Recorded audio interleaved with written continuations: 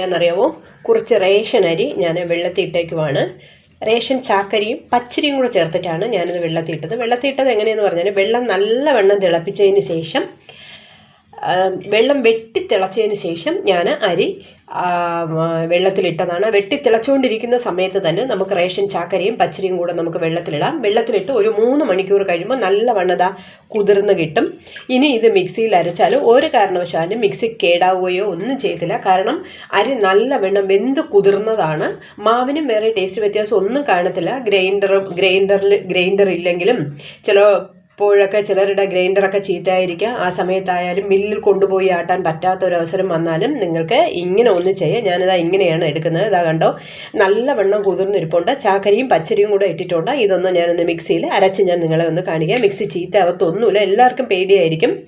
Ration അരി ഇട്ട നമ്മൾ ഇത് ആട്ടിക്കഴിഞ്ഞാൽ, അരച്ച് കഴിഞ്ഞാൽ ചിലപ്പോൾ മിക്സി ചീത്താവുമോ ആയി പോകുമോ എന്നുള്ളൊരു പേടിയുണ്ടായിരിക്കും. ഒന്നുകൊണ്ടും പേടിക്കേണ്ട ആവശ്യമില്ല. അതിലാണ് ഞാൻ അരയ്ക്കുന്നത്. ഞാനിപ്പോൾ അരച്ച് ഞാൻ കാണിച്ചു തരാം. ഇതാ കണ്ടോ, ഇതൊന്ന് നല്ലവണ്ണം കഴുകിയെടുക്കട്ടെ.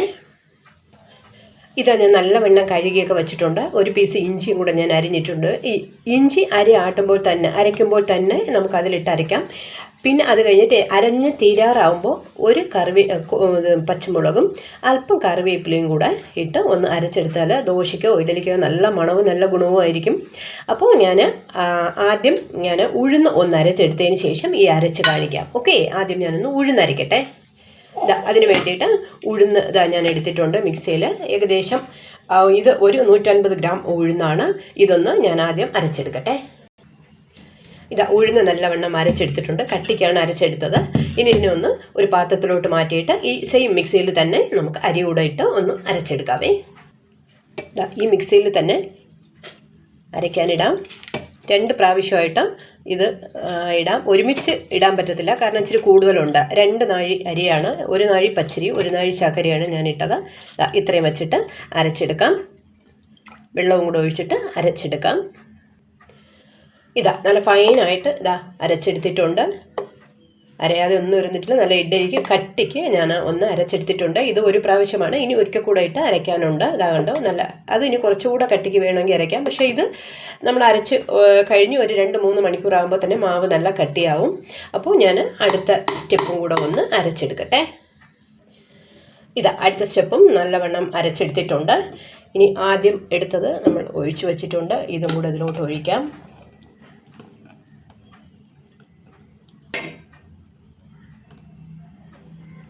വേണമെങ്കിൽ ഒരല്പം കഴുകി ഒഴിക്കാം. മിക്സ് ചെയ്തിടയ്ക്ക് ചൂടായി പോവുകയാണെങ്കിൽ ഒരല്പം ഐസ് വാട്ടർ വേണമെങ്കിൽ ഒഴിക്കാം. ഇതൊന്ന് കലക്കി വയ്ക്കാം.